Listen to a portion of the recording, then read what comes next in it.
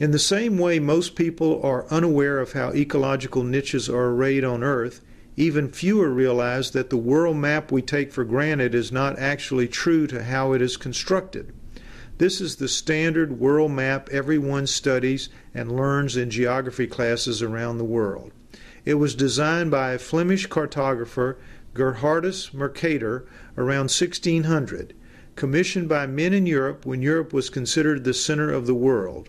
In order to create a two-dimensional map from a three-dimensional globe, there must be a certain amount of distortion. In Mercator's case, he abused that license to distort for the benefit of his European employers. He produced a map with a decidedly European centrist viewpoint and with strongly racist overtones.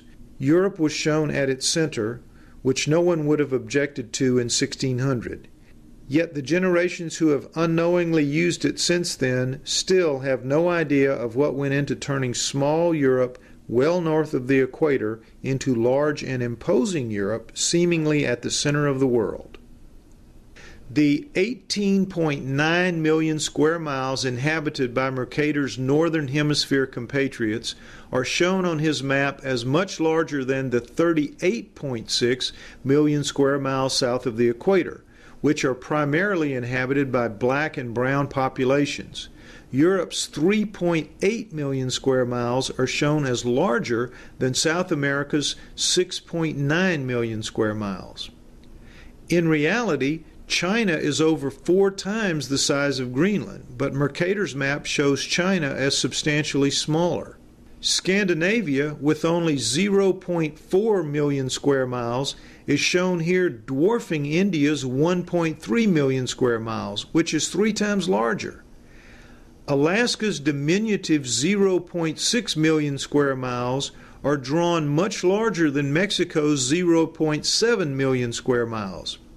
Perhaps the most egregious distortion is found when comparing the inflated 8.6 million square miles of the old Soviet Union to the greatly diminished 11.6 million square miles of Africa.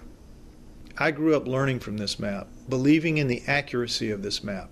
This is the same map still used today in programs like Google Maps, something millions of people rely on every single day. We are all completely convinced that it accurately represents what our world actually looks like. We know it represents the truth to us, even though it never has.